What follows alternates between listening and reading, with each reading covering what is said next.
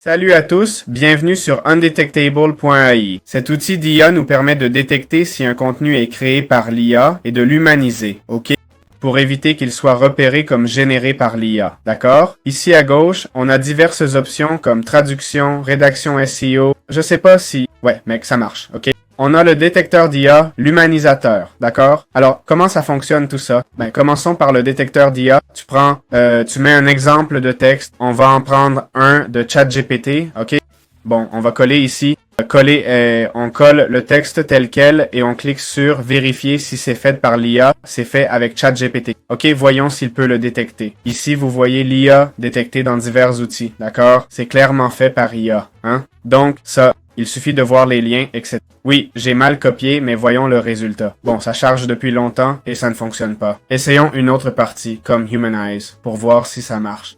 Là, on me propose l'essai gratuit. Ah, je dois faire l'essai gratuit, non? Je ne peux pas le tester. D'accord, c'est pour ça que ça ne marchait pas. Pour une raison, le détecteur n'apparaissait pas. Donc, il a un détecteur, un humanisateur, d'accord? Il a aussi un rédacteur d'essais avec IA, d'accord? Pas nécessaire, je veux dire, des essais académiques, ok? Candidature auto, bon, encore un autre rédacteur. Il a un rédacteur SEO avec IA. Je ne sais pas s'il sera bon. Et je vois qu'il y a trop de choses. C'est vrai qu'avec l'humanisateur et tout, ça peut avoir l'air pas mal. Et il génère des images. Ça coûte moins de 10 $. Le post, bon, c'est pas non plus donné. Rédaction 5 minutes, édition 5 minutes. Ça n'a pas l'air mal, hein? Il y a aussi un traducteur. Voyons voir un peu une critique. On voit là ce que je voulais voir. Il y a une note de 2,1. Voyons pourquoi.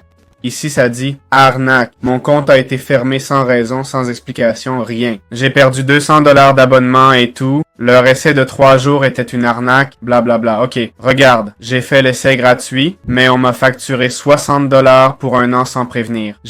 Bon, dès que j'ai vu le prélèvement, j'ai essayé d'annuler l'abonnement. Avant d'annuler, tous mes crédits ont été débités.